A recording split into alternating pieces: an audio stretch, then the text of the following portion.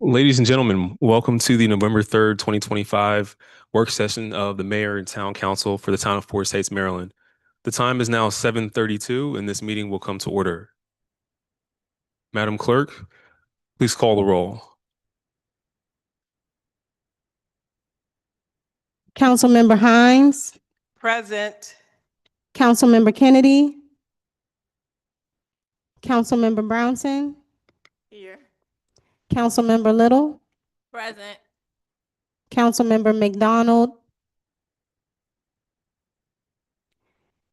Council President Noble, Here. Mayor Lilly. Present. Mr. Mayor, we have a quorum.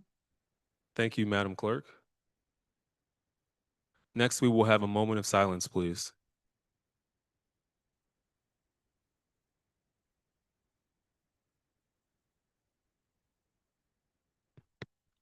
Thank you.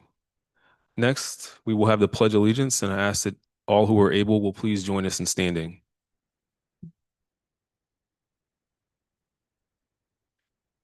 I pledge allegiance to the flag of the United States of America and to the republic for which it stands, one nation, under God, indivisible, with liberty and justice for all. Please be seated. Our Maryland flag needs a little love.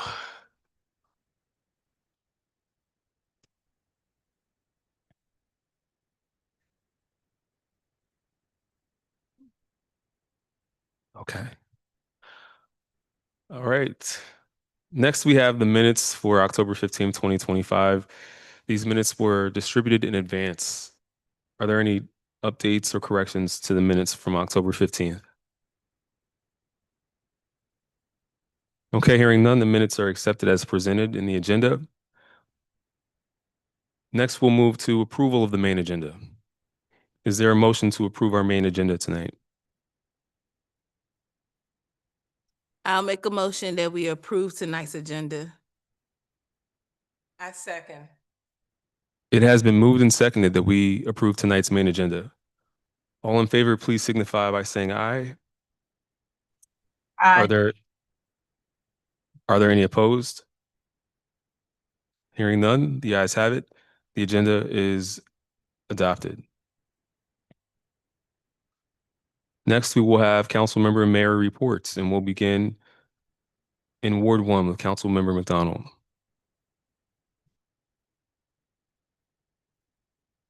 Can you start with Council Little first, please? The floor is yielded to Councilmember Little first. Good evening, Town of Forest Heights, Mayor and Council. How's everybody doing? Great, wonderful. So last weekend, October 25th, was jam-packed, and I definitely enjoyed myself. I'm still recovering. We start our day off with our finance meeting.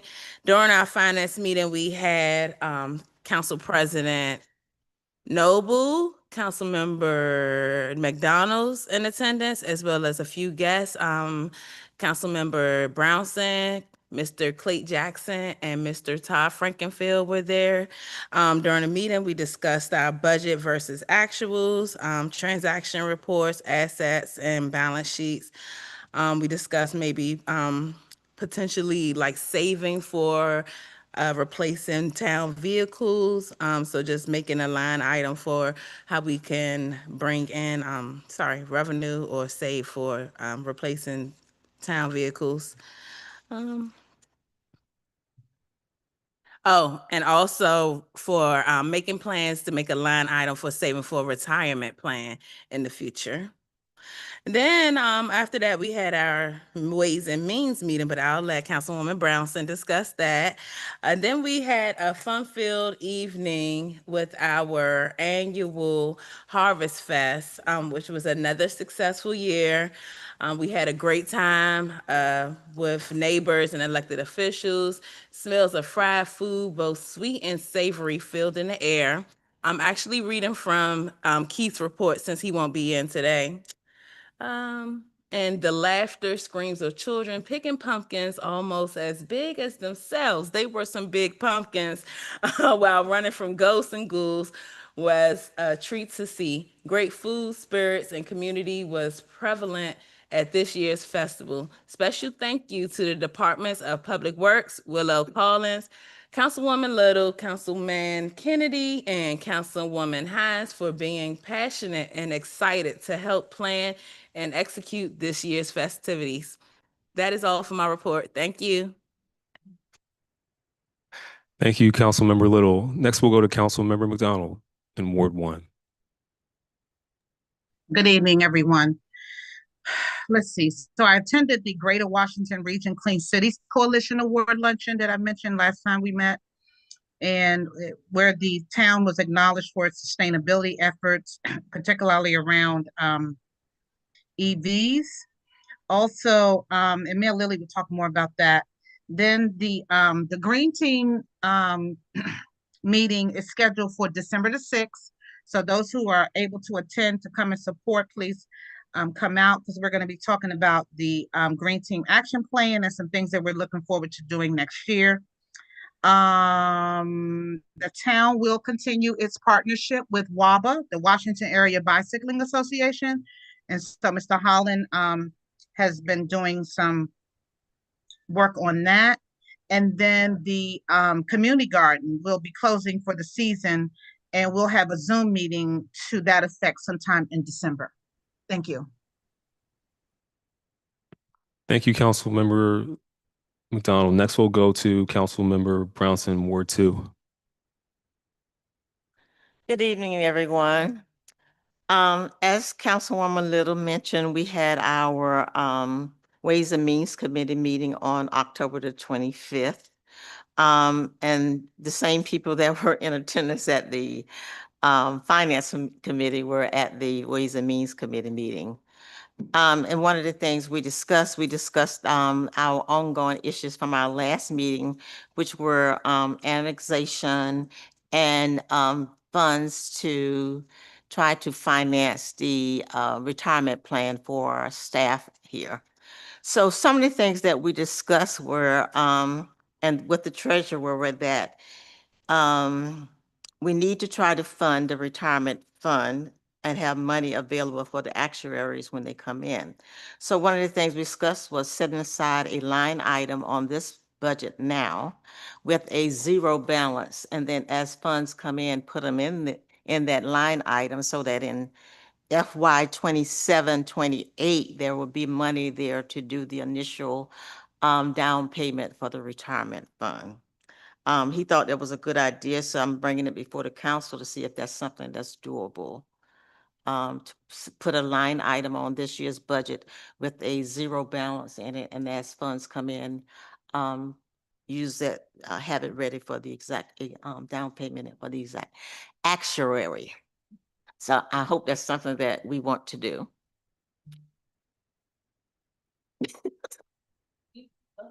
Right.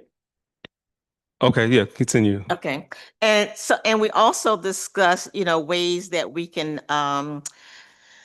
get money to help finance the retirement fund for now and for future periods. So I know that we discussed that the town won't be able to get into the fund until July 1st, 2027. So if we get the zero balance line item now, we can start putting money in there to help pay the down payment. So one of the things we discussed were surplus items that the town has, and each department has surplus items. Public Works have surplus items, the administration have surplus items, and the police department has surplus items. So we wanted to find a way for them to look at their surplus items and find a way that we can maybe sell them and get money in. We talked about things like all the monitors that are here and the bays out there that's full of excess stuff. And then the police department has, vehicles. Some of them are getting ready to be, old and unusable, depreciated, right? So maybe we can sell them on govsdeal.com or something like that. And then, so that's what we want to see happen, and hoping that the council will, go along with having those things done. And then we discussed one more item, which is rainy day funds. In light of the things that's happening with government, funds may or may not come in. We have to think about what would we do if we didn't get any more money? And that would be rely on our rainy day funds. So the treasurer said that they haven't put anything in the rainy day fund in quite a while. And the charter says that the rainy day fund should at least have, I think, 2% of our cash, of our budget. So we wanted to look at that to make sure that we are keeping up with what the charter says, and we have enough money to function, pay staff and pay our bills for at least 3 months in case something happened where we can't get any money in. And what else did we discuss? Oh, and we did discuss that, there's money coming in from the red light camera. So maybe, and he said, the treasurer says some of that money can be used for something other than what the speed camera money. There are two different pots, and we get more, you can use more money from the red light dollars than the speed camera money. The town can use more of that. And the reason why we're discussing it is because the responsibility of the Ways and Means Committee is to find ways to bring money into the town and realize and make sure we have the means to finance the function of the government. So I did mention that the purpose of why we were having our quarterly meetings. And I want to reiterate that again, that this is a chartered advisory committee that has a unique function. And we're not stepping out of line by bringing these things before the citizens and the council. And we also scheduled our next meeting for January the 24th at 11 o'clock. That will be after the second quarter. So the treasurer said that we can look more at what we have, because some of the budget versus actuals are not what they should be at this point, but he's thinking that they will balance themselves out after the second quarter, after we start getting in our property tax dollars and things like that. So we're a little more closely at it during that time. And I also talked with Greenwell, our lobbyists, and they said they wanted to be on the meeting the next time.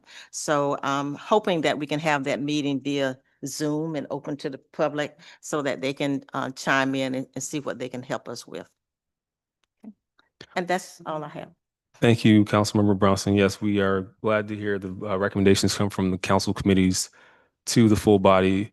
And as we get toward budget planning for next year, those proposals about creating lines for reserves, for vehicles, for retirement, for items we know we have to do, even maintenance around town, is the direction we'll be moving for the budget I present for us to consider. Next, we'll go to, well, we're going to go to Ward 3 because we don't have Councilmember Kennedy today. So we'll go to Ward 3, Councilmember Hines. Good evening. I wanted to just discuss, first of all, the holiday seasons for Thanksgiving as well as Christmas or the holiday season. I'm looking for volunteers. So I know that we have committees and a list. If we can just put it out there that we are looking for, anyone that wants to volunteer, we're looking for you. We're going to have a Christmas lighting. I will be getting back with you on the date, and hopefully the holiday celebration for the children is December 20th. So I'm looking for volunteers, and I hope you guys are being safe. And yeah, that's it. Thank you. Thank you, Councilmember Hines. Now, traditionally, we do the Christmas tree lighting on the first Saturday in December, but I believe that you said that date is still up to be made final. Okay. All right. Very good. Next, we'll go to Council President Noble, also from Ward 3. Good evening. I think I just have a couple of things. One, on October 25th, that Saturday was a busy time. Delegate Jamila Woods had a dialogue meeting at the library about the data centers that are proposed.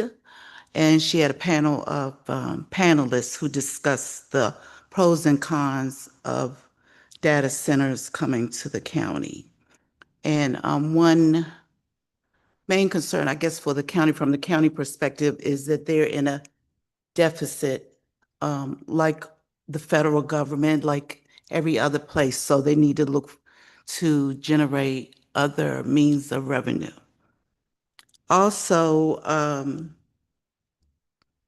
I talked to some residents, and one on North Huron, and probably all around the town, and I don't know, this may be for the chief to try to create some kind of plan, but where we have the no parking signs, one, the curb isn't painted well. That's number one.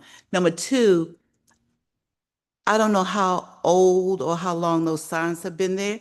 So if we can kind of look and see if, because parking is of the essence, if we can create just a little more space. I don't know if is space according to the law or what, but if we could look at and I could show you particular place like at North Huron. Also, I had a resident call about police coverage. Didn't call, email me about police coverage. And his concern is the town's coverage. And we know as residents, if we have an emergency, no matter what, we need to call 911. We should start there if it's an emergency and not look to call the town of Forest Heights Police. Those are things we did some time ago. We talked directly to the Forest Heights Police Department, but if the police are on duty, we know they'll respond. So his concern is the coverage, the amount of coverage, and maybe in our public safety meeting that we should have soon, we can address those concerns. We are still walking on Tuesdays and Thursdays at 8 a.m. unless it rains. Yes, we are. Yes, yes. And the last thing on the walks, we noticed the grates, the Chesapeake Bay. We have so many different, some are covered with grates, some are not. So if, and I don't know, this is maybe for Mr. Jackson, that maybe we can get together with Public Works, could join us on a walk, and we can look at those grates, because I think we have something that could suck out the leaves, because at certain places like at Woodland and Seneca, it's flooding when it rains. So it's something down in that, I don't want to say hole, but down in there somewhere, because it's been addressed several times. So I think that's about it. And we had a CDC, Greater Oxon Hill CDC meeting on last Thursday, and it's up and running for the holiday. We're trying to create some funding and raise some money to get some food out to the local community. So that's it. Thank you. Thank you, Council President. I will note that it's good to hear the walks are happening. We have the Public Works team. They have a schedule for leaf collection and grate cleanup for this month, which will continue into December, which Mr. Jackson may provide more information about. And secondly, to coverage, I met with Chief Ruffin, and he's working on a full assessment of staffing, of scheduling, of when volumes of calls increase and when they're lower. And he'll be bringing a report to the council on his initial analysis shortly.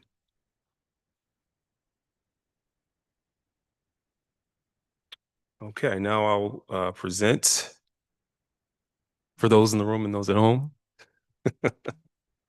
Oh, does she? Councilmember McDonald, my apologies. I see your hand was up. Just noticed it. Did you have a question? No, that's okay. Thank you. Okay.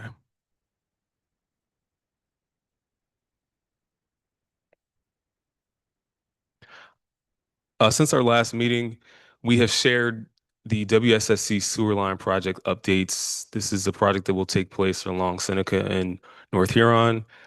They have begun some design work this year, but according to the schedule they gave us, the full-scale construction will begin in the spring of 2027. We sent out the outline that shows which streets will be affected and what kind of work is going to be done. It's going to be overall about 2.5 miles of sewer line and pipes that are replaced proactively. They also sent a 3-year plan, which we shared with the council between now and last meeting, that just outlines some of the projects that are likely to come forward.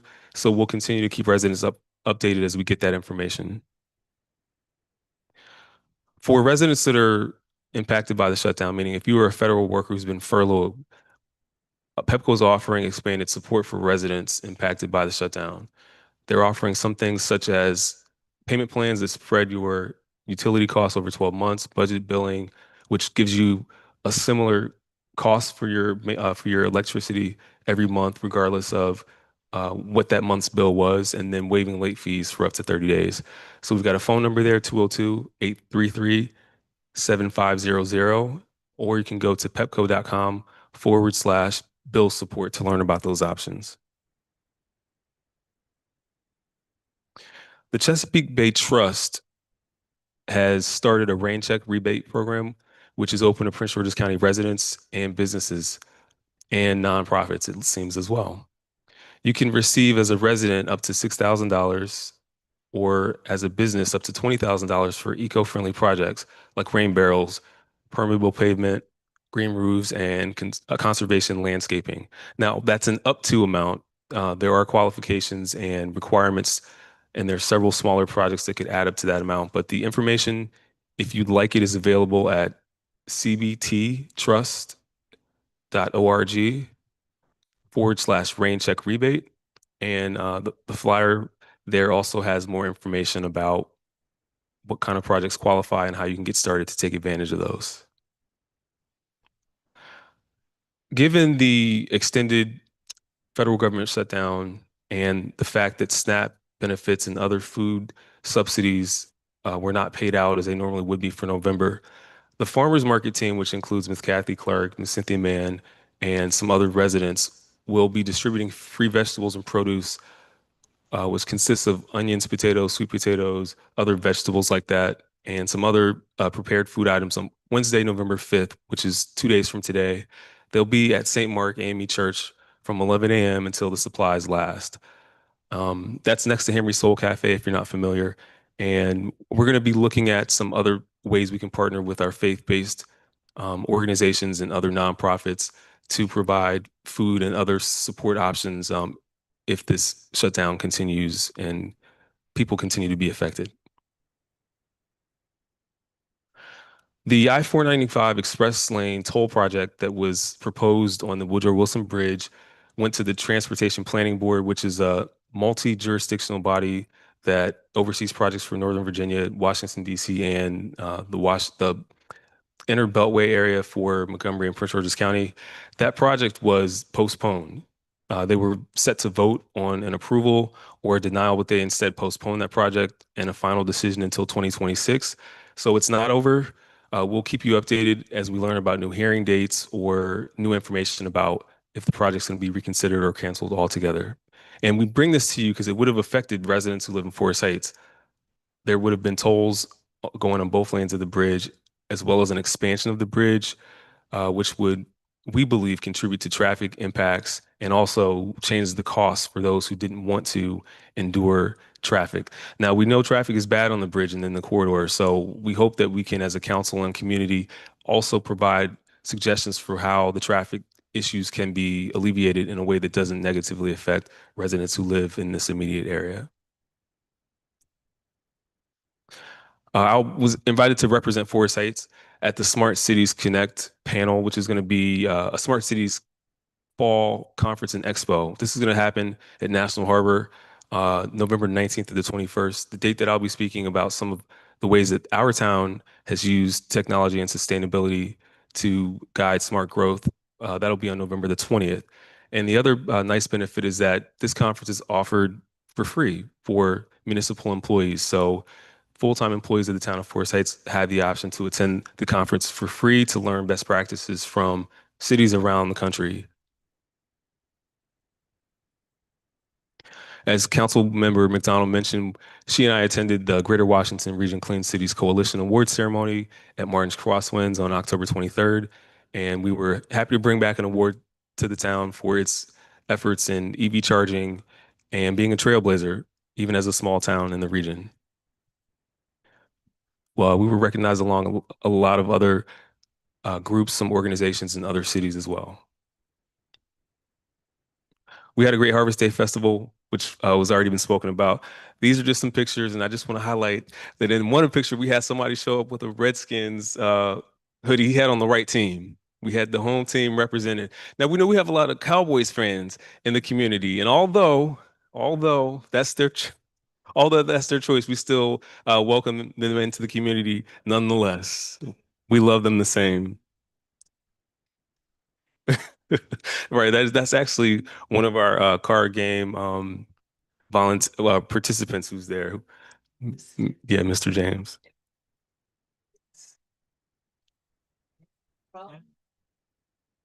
It's been a rough last few days, but we never lose faith and we never stop supporting the home team.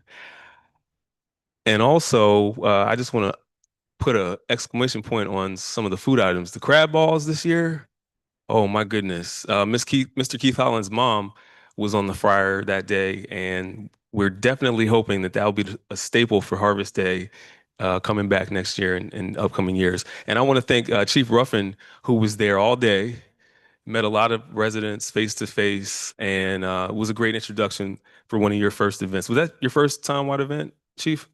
Yes. Okay. Well, we were up bright and early a couple days ago as well over at Potomac High School for their homecoming parade.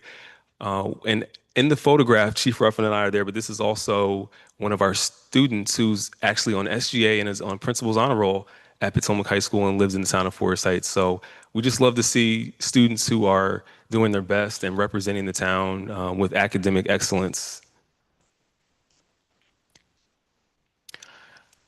Next week, we will have our Veterans Day ceremony. It's going to be Tuesday, November 11th at 11 a.m. It's going to be hosted at the Veterans Park, which is at the intersection of Woodland and Seneca Drive on the west side of town.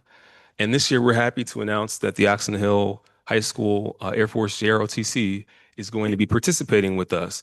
They helped us at the Memorial Day ceremony this year, and they were very excited to partner with the town of Forest Heights again to honor veterans, those who have served, and to hopefully some of them will be service members and will join the illustrious group of veterans who represent this area. So please join us for the ceremony next Tuesday at 11 a.m.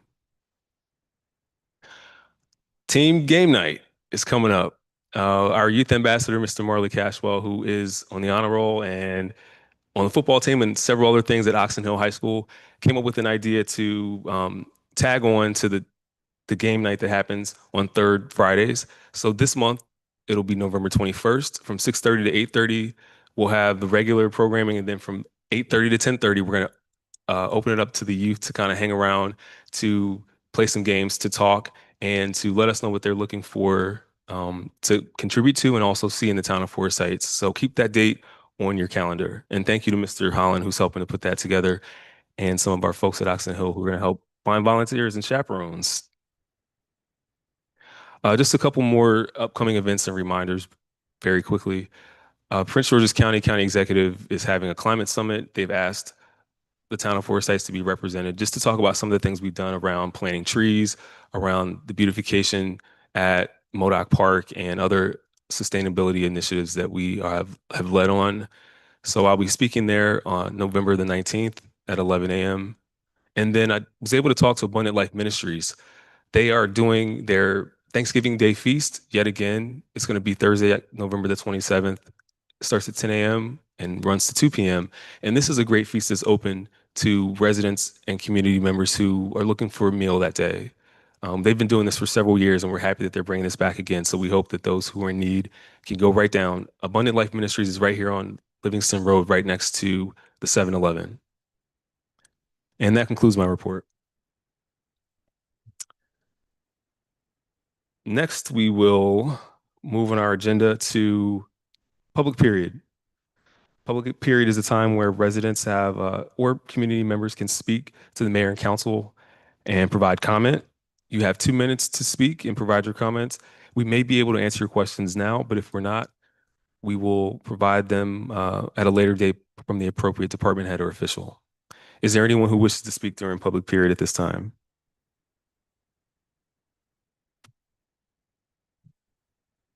Okay, hearing none. Public period is now closed. Next, we will move into legislation. And the first item of legislation this evening is Resolution 56-25. This is a resolution of the mayor and council of the town of Forest Heights, Maryland, accepting the resignation of Mr. Jermaine Garner from the position of crewman on the public, from the crewman of Public Works position. I move that we adopt Resolution 56-25.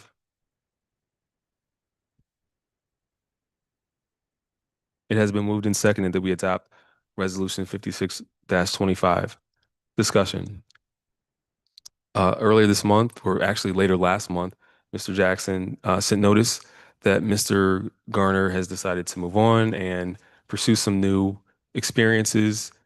And so he was recently named Employee of the Quarter for Q2 and did great work with the town. He also, over the summer, took on responsibility for maintaining much of the town by himself as the only full-time employee at Public Works while we were hiring some new people into the department at that time. So we salute Mr. Garner, thank him for his time here, and wish him the best as he heads to his new opportunity. And Mr. Jackson has already identified a candidate to replace Mr. Garner on the Public Works team.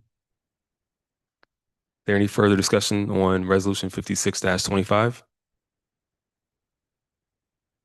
Hearing none, Madam Clerk, please call the roll.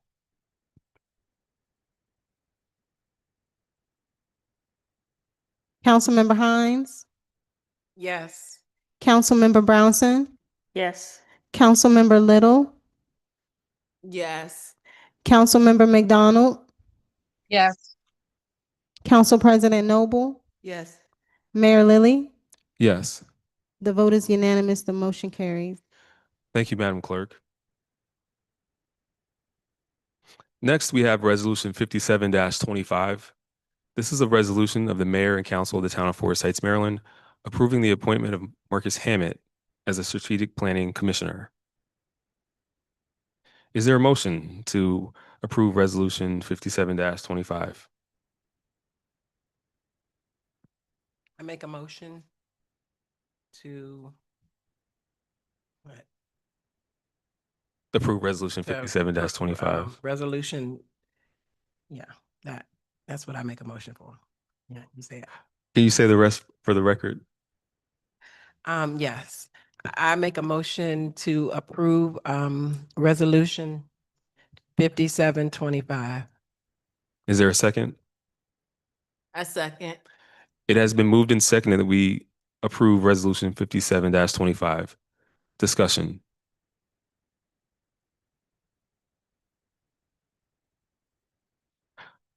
Anyone that really want to be on the strategic planning committee that gets elected or this criteria?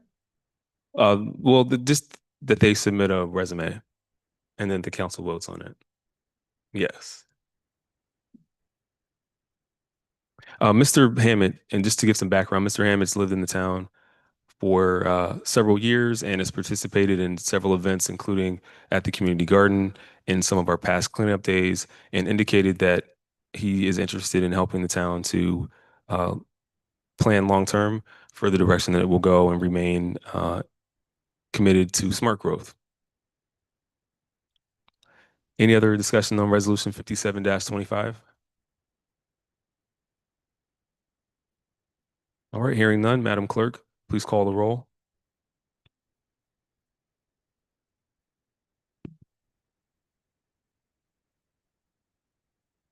Councilmember Hines, Yes. Councilmember Brownson, Yes. Councilmember Little, Yes. Councilmember McDonald, Yes. Council President Noble, Yes. Mayor Lily. Yes. The vote was unanimous. The motion carries. Thank you, Madam Clerk. That concludes our legislation for this evening. Next, we'll move into department reports. Are there any questions for the town administrator's report?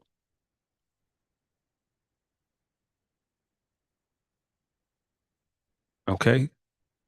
Hearing none, we'll move to the next report. Are there any questions for the youth and community programming report? Yes. Councilmember McDonald. Yeah, I only had a question about the, I guess, efforts around the holidays. And I just wanted to get clarity on the Thanksgiving. Are we at the town of Forest Heights hosting anything particularly? To my knowledge, we don't have a town hosted event that is planned. We are putting the word out and sharing information about Abundant Life's Thanksgiving Day feast since they're located within the town. Okay. So I guess I was just wanting to, I guess, add if this is something that we're gonna just do, I guess, or not do every year in terms of support for the community when it comes to Thanksgiving particularly, or we're just gonna depend on, what's being offered, in the community, like, for example, St. Mark's and things of that nature. Yeah, so although we won't be hosting like a turkey distribution this year, we will be partnering with and amplifying the information about the groups within the town that are doing things so the residents are served and have an opportunity to take advantage of resources. We also are having a planning meeting to look at the calendar year events in total for next year. We've invited council to submit any events you want to consider for FY26. I'm sorry, it's not FY26, it's calendar year 2026. Please submit those to us and we will build an outline. So then that way we can know everything we're planning to do for the next year. And we can also get flyers out. We can get letters out to recruit donations and also recruit volunteers and have those events well planned, well in advance. And I Thank heard you. and budgeted for. Yes, and budgeted for. Any other questions for the Youth and Community Programming Report? Okay, hearing none. I Are there just any want to questions? make one more point, Mayor Lily, that I wanted to give I guess, thanks to Mr. Holland for continuing with the partnership with Washington Area Bicycling Association and also with our local elementary schools. There's going to be some additional learn to ride opportunities that's going to be available, and also not just to the youth, but we're also trying to reach out to adults who may want to revisit doing bicycling. So I just wanted to give Keith a thanks for that, because he is, continuing to engage with WABA and making sure that that's part of our, not only partnership, but, as we continue to enhance the healthy lifestyles in town of Forest Heights. Thank you. And District 8 overall. Thank you, Councilmember McDonald. And yes, I'd echo that. We're appreciative to Keith for the different efforts he is helping us to advance in the town. And we look forward to more in this upcoming year. Next, we'll go to the Treasurer's Report. Are there any questions for the Treasurer's Report?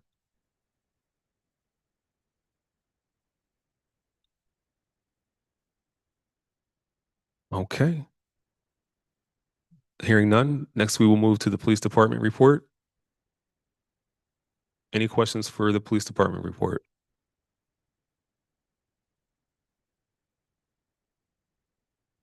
Okay, hearing none. That concludes our department reports for this month. The time is now 8:11.